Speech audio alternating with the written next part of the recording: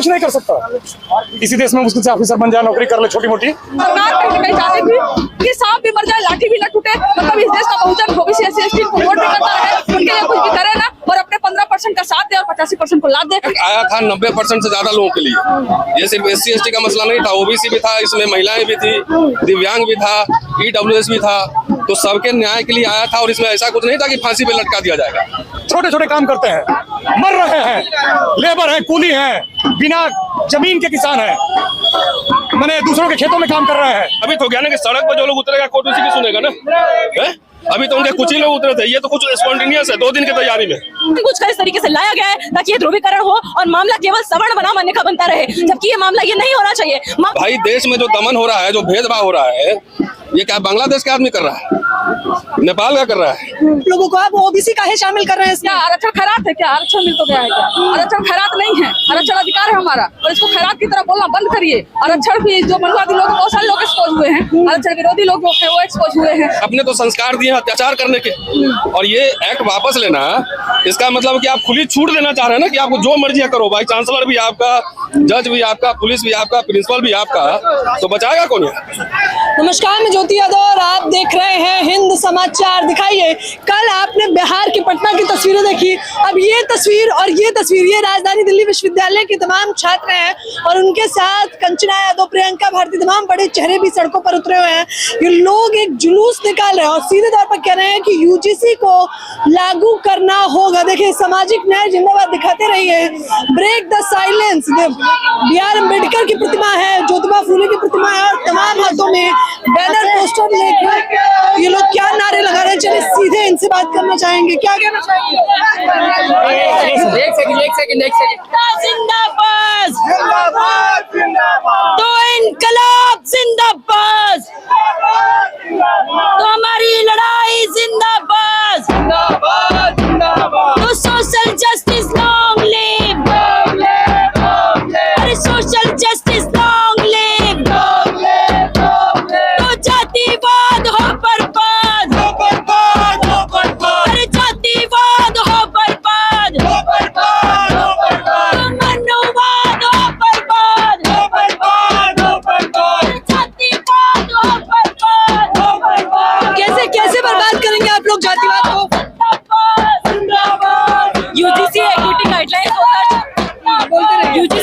Guidelines 2026 की लंबे समय से जरूरत थी, इन्हें लाया जाता है, लेकिन इनको इतना शॉर्टी तरीके से फ्रेम करके लाया जाता है कि इसमें पूरा स्कोप छोड़ा जाता है इस तरीके के ध्रुवीकरण का पैदा होने का। साफ तौर पर आप एक बात बताइए, कह रहे श्रवणों के विरोध में है यूजीसी। नहीं, ये बात भी गलत है। ये गाइडलाइन साफ तौर पर कहती है कि आप जेंडर के बेसिस पर पीडब्ल्यूडी कैटेगरी के स्टूडेंट्स, ईडब्ल्यूएस के स्टूडेंट्स, एससी एसटी कम्युनिटी के स्टूडेंट्स और ओबीसी के भी स्टूडेंट्स, इनके खिलाफ जो भी भेदभाव, डिस्क्रिमिनेटरी एक्टिविटीज या एट्रोसिटीज होंगी, उस पर ये रेड्रेसल लाने के लिए लाई गई है। आप अगर मंडल कमीशन की गाइडलाइंस देखें तो जनरल कैटेगरी के स्टूडेंट्स ईडब्ल्यूएस में भी आते हैं, पीडब्ल्यूडी में भी आते हैं, जेंडर में भी आते हैं और ओबीसी में भी आते हैं। ओबीसी में भी जनरल कैटेगरी के स्टूडेंट्स आते हैं। मंडल कमीशन की गाइडलाइंस उठाकर देखिए, जो 11 पैरामीटर्स फुलफिल करते हैं, आप लोग क्षत्रिय भी आते हैं, वैश्य भी आते हैं। तो पहली बात तो ये गलत है। दूसरी बात, इसको जानबूझकर इस तरीके से लाया गया है ताकि ये ध्रुवीकरण हो और मामला केवल सवर्ण बना मानने का बनता रहे, जबकि ये मामला ये नहीं होना चाहिए। मामला और विश्वास कह रहे हैं, मैं अभागा श्रवण हूँ, मैं तो खुद अभागा हूँ कि मैं श्रवण जाति से हूँ। मामला होना चाहिए था शोषण बनाम न्याय का। यहाँ पर हमारी मांगे हैं, एक्विटी कमेटी में जो उन्होंने नॉमिनेटेड मेंबर्स का प्रोविजन दिया है उसको खत्म करके इलेक्टेड मेंबर्स रखे जाएं और ये कंफ्यूजन खत्म किया जाए कि किसी को फॉल्स कंप्लेंट्स देकर उसको अक्यूज किया जा सकता है, ये सब किया जा सकता है।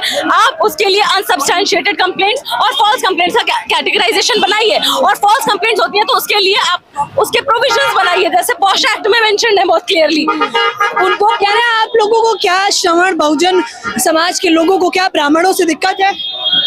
हम पहली बात तो हमें समाज ने ये जाति असाइन करी है ओबीसी या जो भी जाति, पर हम नहीं मानते हैं कि यही जाति हमारी हमारा डिस्क्रिप्शन है। हम तो चाहते हैं कि हमारी भी जाति खत्म हो, उनकी भी जाति भी खत्म हो, किसी और की भी जाति खत्म हो, हम जातिवाद मुक्त भारत में समाज में कदम रख सकें।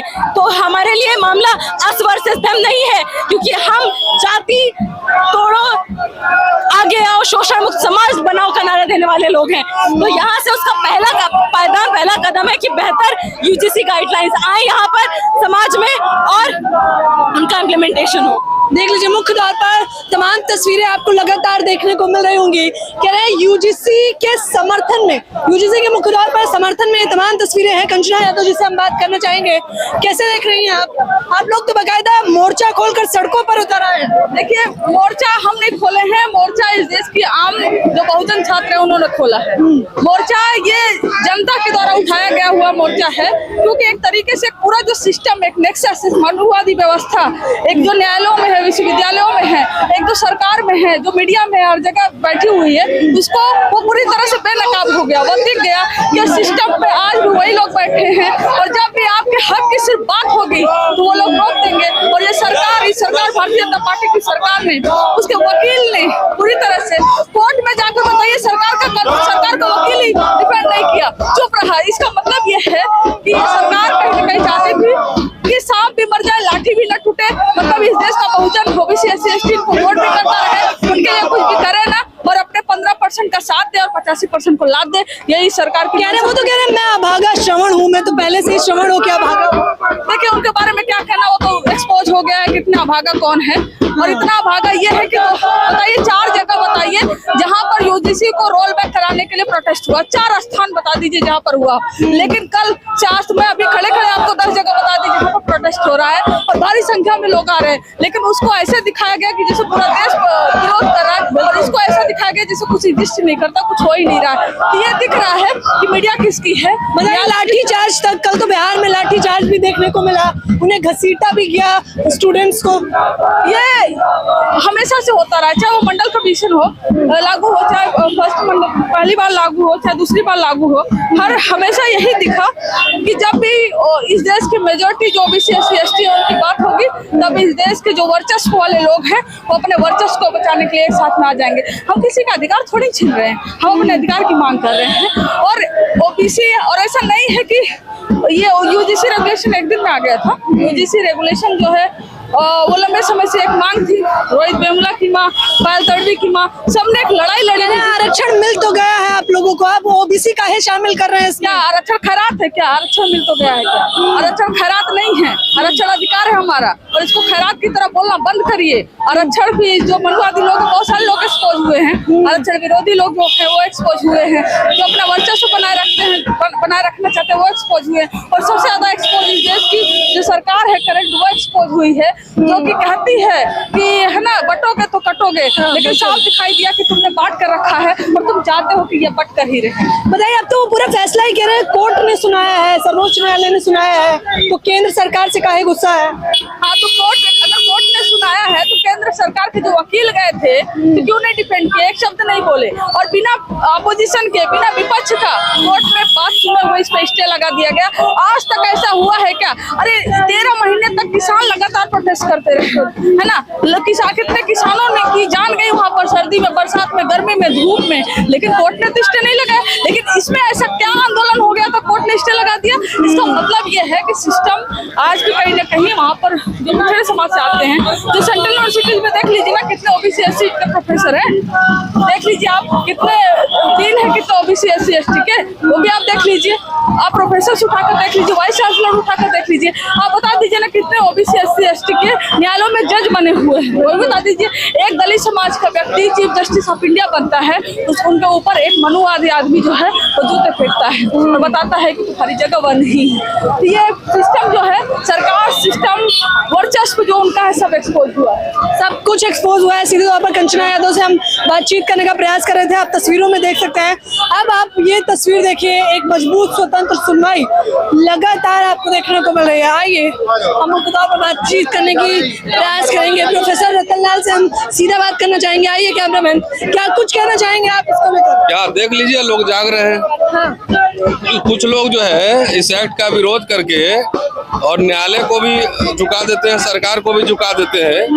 तो ये एक्ट आया था 90% से ज्यादा लोगों के लिए। ये सिर्फ SC ST का मसला नहीं था, OBC भी था, इसमें महिलाएं भी थी, दिव्यांग भी था, EWS भी था। तो सबके न्याय के लिए आया था। और इसमें ऐसा कुछ नहीं था कि फांसी पे लटका दिया जाएगा। एक डिटरेंट था कि कम से कम भेदभाव जो है उस पर अंकुश कैसे लगाया जाए। सरकार ने ही आंकड़ा दिया है कि पिछले 5 साल में 118% वृद्धि हुई है एट्रोसिटीज में। ये रिकॉर्डेड है, अनरिकॉर्डेड तो अलग होगा। तो जब आप ही आंकड़ा दे रहे हैं, इसका मतलब कि सरकार फेल्ड है ये एट्रोसिटीज को रोकने में। अगर कुमार विश्वास कह रहे हैं मैं अभागा श्रवण हूँ। अब अभागा तो बिजनेस क्लास में घूम रहे हैं, बढ़िया बढ़िया खाना खा रहे हैं, है ना। ऐसा अभागा तो सबको बना दे, है ना। शादी ब्याह कर रहे हैं, जोधपुर के पैलेस में कर रहे हैं, वो अभागा है।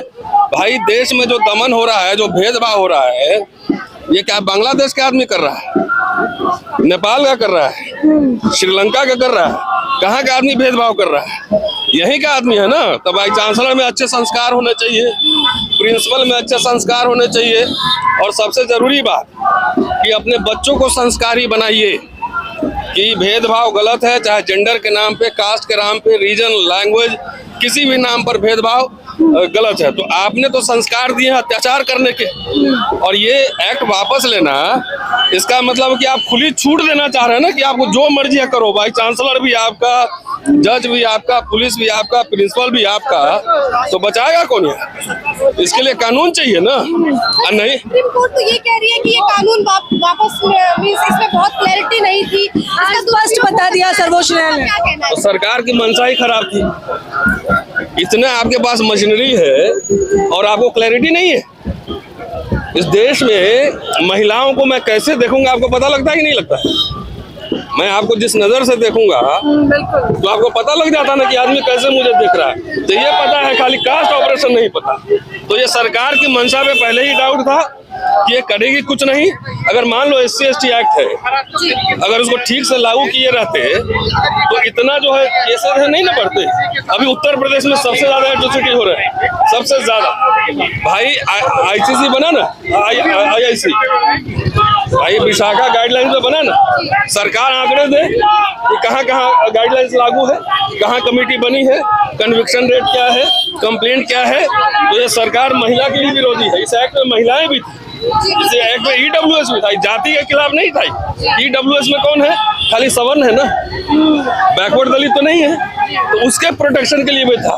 लेकिन 2019 में सुप्रीम कोर्ट क्या चाहता था? जो पायल तड़वी और रोहित कबीला की मां ने ये कहा था कि हमें ऐसा कुछ गाइडलाइन चाहिए, ऐसा बिल चाहिए जिससे मैं 28 साल पढ़ा चुका हूँ इस यूनिवर्सिटी में, और मेरे साथ भी भेदभाव होता है। इसको जज साहब को बताऊं क्या मैं चाहूँ? 10 साल पहले मेरे ऊपर उत्पीड़न केस लगा, तो मैं अगर गलती होती मेरी तो मुझे टर्मिनेट करो ना, मुझे हटाओ यहाँ से। 10 साल से तुमने रिपोर्ट क्यों नहीं दी? ये भेदभाव नहीं है कि नहीं है? मुझे हाई कोर्ट जाना पड़ रहा है। तो जब एक टीचर के साथ हो सकता है, जब एक टीचर के साथ हो सकता है, तो जो छात्र तो बेचारे कमजोर निरीह रहते हैं। मैं तो कमजोर नहीं हूं, मैं लड़ सकता हूं इनसे। तो जब मेरे साथ ऐसा हो सकता है तो छात्रों की बात सोचो ना। मैं जानता हूँ ना, क्लासरूम में देखता हूँ तो बच्चे कैसे डरे समय रहते हैं, मैं देखता हूँ कई बार। वो कह रहे सर्वोच्च न्यायालय ने फैसला सुनाया, हमसे काहे गुस्सा हो रहे हो? केंद्र सरकार ने नहीं सुनाया। सर्वोच्च न्यायालय ने पहले भी फैसला सुनाया था रोस्टर पे, और SC ST एक्ट पे सुनाया था पहले भी। अभी 18 मार्च को डेट लगा है ना, 18 मार्च। इसका मतलब कोर्ट ये साबित हो गया ना कि सड़क पर जो लोग उतरेगा कोर्ट उसी की सुनेगा ना, है? अभी तो उनके कुछ ही लोग उतरे थे, ये तो कुछ स्पॉन्टेनियस है, 2 दिन की तैयारी में। कहा जाता है कि जनरल के तो मुट्ठी भरी लोग हैं, ठीक है, और एक बहुजन जो लोग हैं वो तो इस तरफ उनका की पॉलिटिक्स बना दिया गया है। नहीं, उनका पूरे संस्थानों पे कब्जा है ना। वाइस चांसलर उनका, प्रिंसिपल उनका, डायरेक्टर उनका, सब उनका है। तो यहाँ पे एट्रोसिटी होता है। मैं 10 बार BC को लिख चुका हूँ, 10 बार। BC ने कोई एक्शन लिया? तो सब जगह आपके लोग बैठे हुए हैं, कोई एक्शन ही नहीं लेगा। और मैं कुछ बोल दूं तो मेरे ऊपर तुरंत FIR हो जाएगा। तो ये पार्शलिटी नहीं है। कानून की नजर में समानता होना और प्रशासन की नजर में समानता होना दोनों दो बातें। कानून में तो सब बराबर है, लेकिन थाने में बराबर है कि नहीं? आपका FIR लिखा जाता है कि नहीं लिखा जाता? आपकी शिकायत सुनी जाती है कि नहीं सुनी जाती? ये इंपॉर्टेंट है ना। मैं दलित हूँ, मेरे ऊपर 10 साल पहले एक केस लगा। अगर मैं गलत होता तो आज तक ये हमको दफना दिया रहता ना। डर के मारे रिपोर्ट नहीं दे रहा। क्यों नहीं दे रहा? दो ना। ये सुप्रीम कोर्ट को नहीं दिख रहा? रूल है कि 90 दिन में आपको रिपोर्ट देना है कंसर्न पार्टी से। 10 बरस हो गए। ये क्या है? ये मुझे किसी कानून के किताब से समझा लो क्या है भाई। मेरे देखिए, प्रसंगवश ये कहना जरूरी है। 8 साल से 3 प्रोफेसर के बराबर मेरे पॉइंट है। 8 साल से रोका हुआ है। ये क्या है? ये क्या है? तो इसलिए मैं कह रहा हूँ, ये प्रसंगवश अपनी बात कहना जरूरी है कि जब मेरे जैसे आदमी के साथ ये कर सकता है वाइस चांसलर और प्रिंसिपल, तो कमजोर है ना। अच्छा, सारे टीचर भी मेरे जैसा लड़ाका नहीं होंगे ना? नहीं है ना? तो ये मोदी को भी पता है ना, अमित शाह को भी पता है क्या चल रहा है दिल्ली यूनिवर्सिटी। तो इसलिए इनको सड़क पे लड़ना पड़ेगा, डेमोक्रेटिक तरीके से लड़के इनको झुकाना पड़ेगा। और ये अभी ट्रेलर है, अभी झांकी है, पूरी लड़ाई बाकी है। शुक्रिया। ओके, ये अभी ट्रेलर है, पूरी लड़ाई अभी बाकी है। सड़कों पर प्रोफेसर रतन लाल से लेकर कंचना यादव, प्रियंका भारती, तमाम बड़े वो चेहरे